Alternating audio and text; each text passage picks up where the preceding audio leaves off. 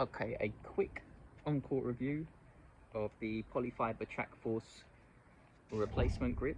So that would be this one here, which I've taken off already prematurely, I may add, and also the Prince Durapro Plus indoor replacement grip. So I'm going to start off with the grip that I've taken off already, which is the Polyfibre, and this was after about 5 hours play. And the reason I took it off is just because there's almost zero tack on the grip at all. I was really struggling to prevent the racket from slipping out of my hand, to be quite honest. And when you've got a racket that's twisting and turning like that, it's bad for height and line control, which is something I need from the grip, especially with a setup that I'm using right now. It's not the most stable of rackets, so any help I can get from the grip would have been very welcome, but it's just not happening with this. And so after 5 hours of play, even though there's still, you know, it's not worn to the point where it's unusable, for me it is unusable because it just keeps slipping in my hand, and so I've taken it off after 5 hours of play. Not a great review for it, to be honest. I'm not even sure that this is for a tennis racket because, you know, it's not long enough. It's just not long enough. It came up like an inch too short as I was wrapping it around the handle, and that is exactly the same problem that I had with the Prince grip as well. What is it called? One sec. The Prince Durapro Plus indoor replacement grip. So you can see I've got like an inch more of handle that I still need to wrap it around, but that's the entire grip. So I'm not even sure these are for tennis rackets, to be honest, and both the same issue with either grip.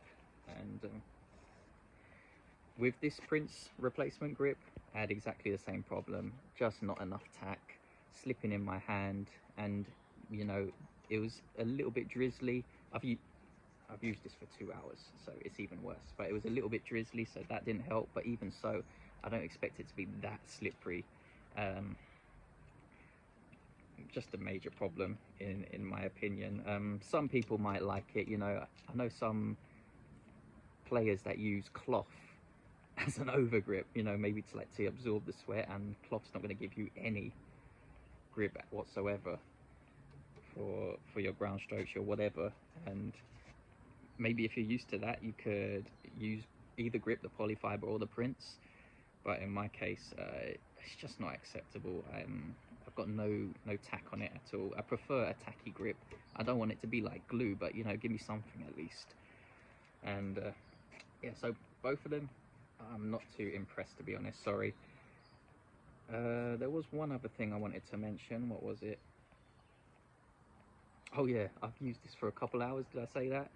And I've already decided that it's got to go. So I used the Polyfibre for 5 hours, not happy.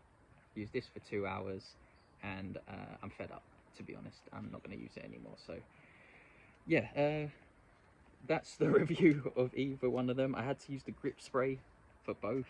Even from the start for the Polyfibre, I used it for like 5 minutes. I was like, this isn't happening. It's just not working for me. So I had to actually use the 4-on grip spray, and I sprayed it on the grip, not even on my palm. I had to spray it on the grip to get some sort of traction.